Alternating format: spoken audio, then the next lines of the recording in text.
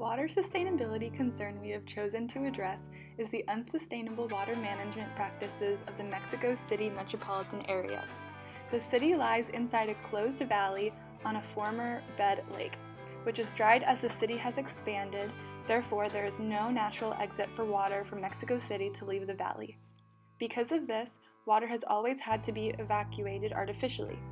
With the city's rapidly growing urban centers, rapid immigration, and illegal settlements, the city has had issues addressing the increased water demand.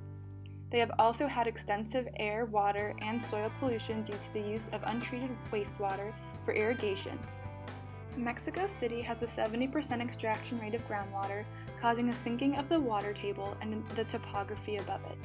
The city's plumbing can't keep up with the rapidly growing population, and while pumping stations are in place, sewage commonly flows back into the city. Policies have been considered to reduce future population growth and potential and long-term wastewater management plans. However, the city has chosen to invest most of their resources in building the Emisor Oriente Tunnel.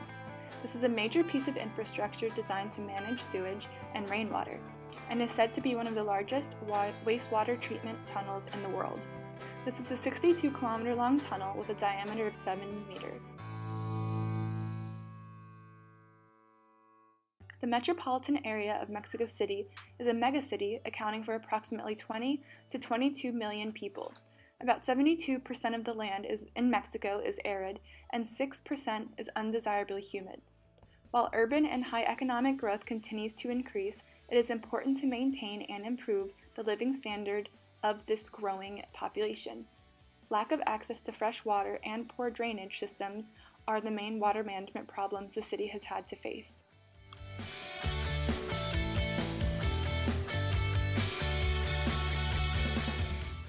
There are 24 wastewater treatment plants in Mexico City and 41 in the municipalities of the state of Mexico, which are part of the metropolitan area.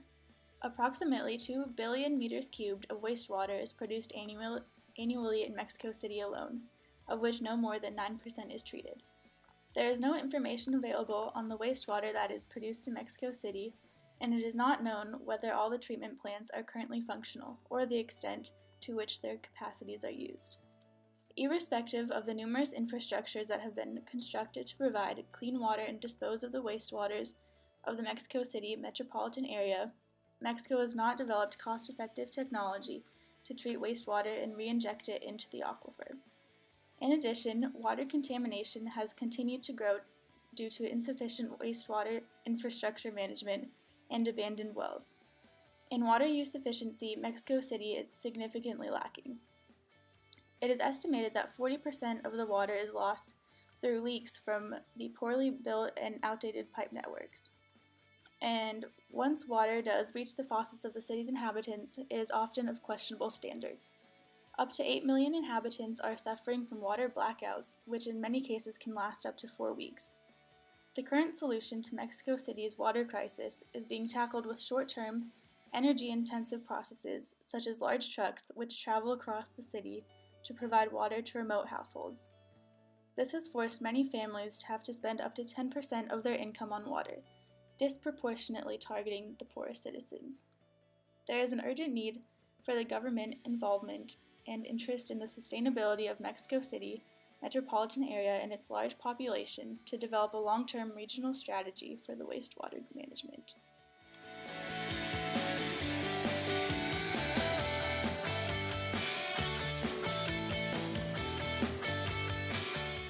Although flooding has negatively affected Mexico City for more than half a millennium, proposed solutions have varied. The Aztec and the Spanish both sought to control the 6 lakes that surround Mexico City. However, they approached this differently. The Aztec relied on a network of dikes, causeways, and floodgates, while the Spanish focused on drainage, or dewatering of the basin. In the fall of 1614, Dutch hydraulic engineer Adrian Boot, who was hired to assist in the drainage project, recommended regulation of the lakes rather than the drainage of them. Boot recognized the great benefit that Mexico City received from these lakes, a relationship that proponents of drainage failed to recognize. Boot recommended a water management plan centered on containment and regulation of the lakes, a plan which would result in preservation. He reimagined Dutch hydraulic technology to best suit the environmental and social character of Mexico City. Prior to Booth's arrival in Mexico City, the sole methods for preventing inundations was the reuse of pre-Columbian method, which consisted of causeways, dikes, floodgates, and other hydraulic structures. Despite flooding in 1555, 1580, 1604, and 1607, Boots believed that the lacustrine environment of Mexico City was of great benefit. This proposal sought to create a balance between the dependence on lakes and the preservation of inundations. He believed that flooding was not an issue of water, but rather an issue of excess of water. Boot proposed to improve upon existing hydraulic systems while also building a mega dike to encircle and protect the city. With land use changes that were introduced by the Spanish, such as tilling and hoofed animals, Boot was unable to prevent silting. To solve this problem, he recommended to remove sediments with dredgers due to the cost of Boot's proposal. His plan was rejected. Looking back, we can see that Boot was correct in his assessment of the issues that would arise with drainage. Drainage did away with the lacustrine environment and decreased the process of subsistence. It also transformed the island capital into mainland city. Nearly 400 years later, it would be hard for Boot to imagine that the newest hope for Mexico City is the world's largest drainage tunnel. In the Mexico City metropolitan area, about 50 cubic meters per second of wastewater is disposed without treatment. Almost all of this water is used for irrigation purposes, resulting in the very significant health and environmental related problems and concerns. In June 2000, heavy rains and the lack of maintenance by the water authorities of La Compañía River, now a wastewater canal in the eastern part of the Mexico City metropolitan area, resulted in the flooding, with wastewater of 80 hectares of a very poor urban area, damaging nearly 1,200 houses and affecting 6,000 people who lost all of their property and were subject to health risks. In addition to the large population and fragmented government, the complexity of the Mexico City metropolitan area for its water management is due to its location in a naturally closed basin. The increasing sediment has resulted in extensive damages to the water supply and sewer infrastructure, as well as degradation of the quality of the groundwater on which its own survival depends. And its own rivers have become wastewater canals. From a global perspective, Mexico City metropolitan area is the largest producer and exporter of wastewater used for agricultural purposes. From the beginning of the 20th century, wastewater from the city has been diverted to the Mezquital Valley, about 100 kilometers north of Mexico City. This area has become an important agricultural area by using this untreated wastewater, with 110,000 hectares of official and unofficial command area and more than 50,000 water users in the different irrigation districts. Mexico City has been transporting water over hundreds of kilometers from the Cusinala and Lerma rivers in neighboring states since the mid-20th century, and about 30% of the city's water continues to be piped in this exact same way. Today, this has shown itself to be extremely unsustainable, causing distant lakes and rivers to dry up and even depriving most indigenous people of their resources. As Mexico City's water bodies have continued to experience exploitation, the lowering of its water tables has resulted from the increasing use of private and municipal wells during the last 100 years. These wells were shallow at first and most were artesian, but by 1890 the bulk of the 1,100 registered wells required pumping. Today, the water table is 30 to 40 meters below the surface in wells that were artesian in 1915. There have been several environmental impacts due to this exploitation, such as the destruction of local ecosystems and the sinking of land into the city's lakebed. Water availability has become a constant issue that has resulted in the overworking of agricultural land, leading many farmers to expand their land through continuous systematic deforestation. This issue has also become a reason for Mexico being crowned as the country with the highest per capita consumption of bottled water. As said before, Mexico's lack of government support has shown itself to be a significant downfall in Mexico's fight for clean and sustainable water availability.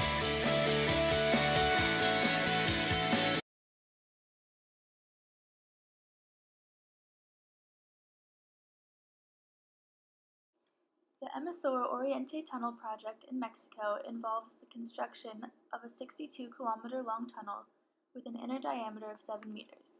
It will have 24 inflow ducts at a depth between 150 meters and 200 meters. The project is divided into 6 sections of approximately 10 kilometers each. The construction of this tunnel began in 2009 and is estimated to be complete by 2019.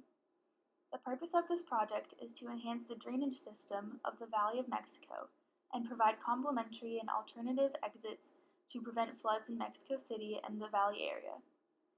The tunnel will replace older drainage tunnels that have lost functionality due to ground subsidence that causes slope reversal. It is also predicted to improve the environmental conditions in these areas. The tunnel will run from an interceptor channel of Rio de los Remedios to a treatment plant in Hidalgo and will be used to replenish severely depleted aquifers.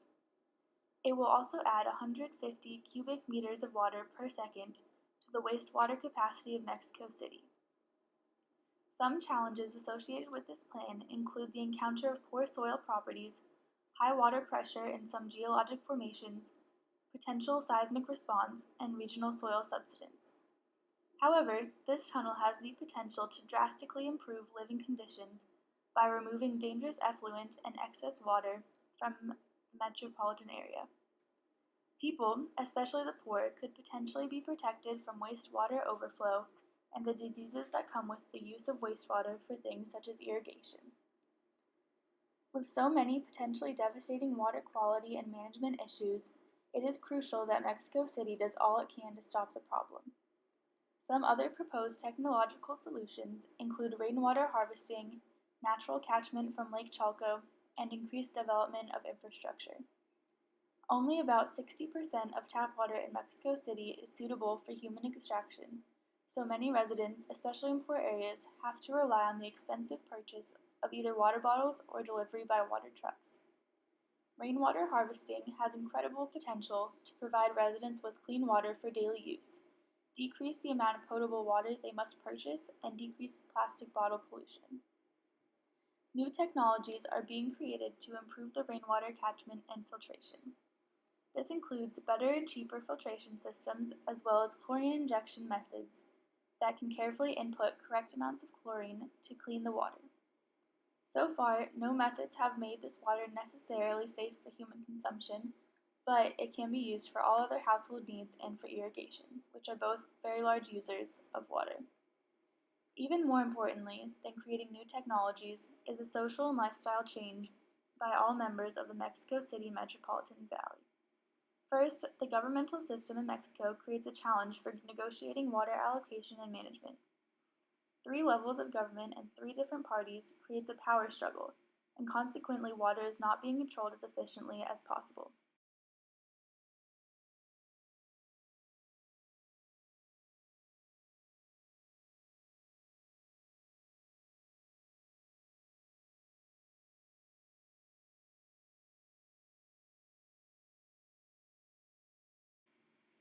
One possible solution is to completely privatize the water management systems in Mexico City. This would give one group power over the water supply to hopefully decrease ineffective governmental power struggles and put more emphasis on saving the water supplies for the communities of Mexico City. A sustainable development approach will be best for improving ecosystems, rejuvenating aquifers, and providing water to the people. While large projects such as the Eastern Drainage Tunnel may be important steps to decrease flooding and remove dangerous effluents, it will potentially only be a short-term fix if the ground keeps subsiding or water resources deplete too much. A paradigm shift is required among citizens as well. Citizens must be educated to increase awareness of the water overexploitation problem and how to better conserve water resources. Reducing, reusing, and recycling water will help to limit water consumption, decrease pollution, and save citizens money. We propose 3 steps be taken to solve or begin to solve Mexico City's water problem. Water management has been the downfall thus far, so more sustainable water use is our primary goal. Firstly, the privatization of water. Taking this task from the inefficient government should make water management and allocation more effective, functional, and cheaper. Next, the education of citizens on how to reduce, reuse, and recycle water will make water use more sustainable. Some success in rainwater harvesting has been accomplished in the last few years by a company and NGO called Isla Urbana.